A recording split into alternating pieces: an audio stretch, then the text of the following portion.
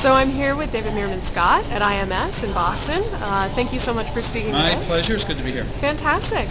Just wanted to ask you a few questions based on the social media campaign that we've been doing, getting these tips and getting responses. What do you think is a major hitch for public relations professionals as they enter the social media space? You know, the main thing about PR people, traditional public relations people, and I've been one of them. I did public relations at several different publicly traded companies, and I did some public relations for work when I first went out and did my own business. Is PR people have been really good at trying to get other people to talk about them. So they're really good at trying to get, the Wall Street Journal to say something, or Time Magazine, or Wired Magazine to say something about their clients or about their company. But what the new tools allows us, what the web allows us, is the ability to tell our story ourselves and to get something out there, whether it's a YouTube video like we're doing now, or a blog, or an ebook, or a white paper, or a chart, or a graph, or a photograph, or something. And so that's something that people forget, or they may know it, but they're just so used to this idea of having other people tell their story. So I sometimes talk about social media kind of like, let's say, a cocktail party. And imagine if you go to a cocktail party. There's a number of different ways to behave with people that you do or don't know. One thing, if you go to a cocktail party, one thing you could do is go to the middle of the party and shout at the top of your lungs, "Buy my product!" And that's sort of what a salesperson might do. And that's not what you do in social media. That's not what you do in a physical cocktail party either. If you're a PR person, you might go into a cocktail party, and if you act like a traditional PR person, you go around from one person to another, go, "Hey, come here. I really want to go meet that person over there. Would you please go over and introduce me to them and tell them that I'm a really good person?" They can't use their own mouth because they're so used to having somebody else be their mouthpiece for them. Or if you're an advertising person, you go into a cocktail party. What do?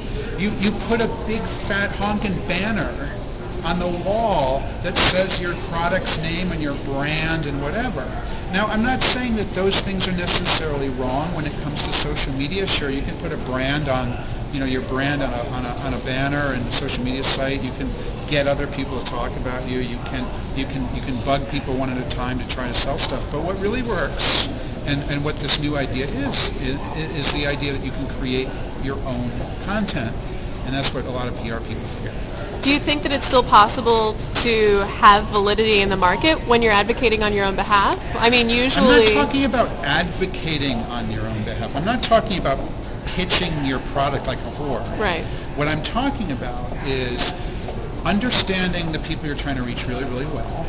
And then when you understand the people that you're trying to reach really, really well, you can create something that can help them to solve a problem. You can create an ebook or a YouTube video that helps them to solve a problem.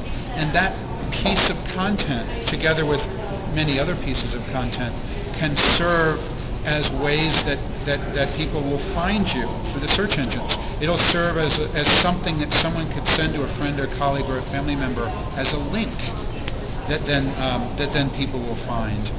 So it's not about products, and in fact that's an important distinction here. What does not work is hyping products. Hey, you got to learn about my products. No, what does work though is to be very, very helpful and provide valuable information to those people who might eventually buy your product. Creating long-lasting, sustainable, real relationships. Oh, fantastic. And do you think that it's also possible to be collaborative in PR, whereas it used to be much more proprietary and we used to be much more concerned? Well, I mean, at a conference like this, people are sharing ideas. The ideas aren't what make the ideas aren't what make PR professionals stand out. It's the implementation of those ideas. It's about the best tactics, the best strategies. So have you seen that? Do you think that it's going to continue in the social media space now that we aren't all fighting for the same short piece in the paper? Well, I think that the more helpful somebody is, or a company is, or an agency is, that the more that eventually comes back. I mean, I know that might be a real kind of airy-fairy kind of statement, and I recognize that it probably is. Got a little bit of that factor to it. But I think if you you're willing to be helpful and you're willing to help other people out and provide something valuable with no expectation of something in return, connecting people maybe, providing an introduction, developing a piece of content that you offer for free, that will come back to you. I'm a firm believer that eventually the value that you provide will come back in terms of value back to you.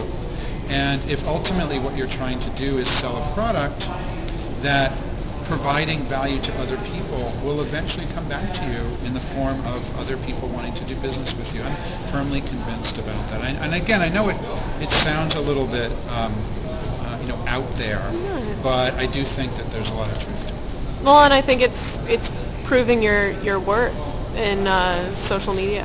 People want to be able to have those connections. Right. So. Right. Yeah.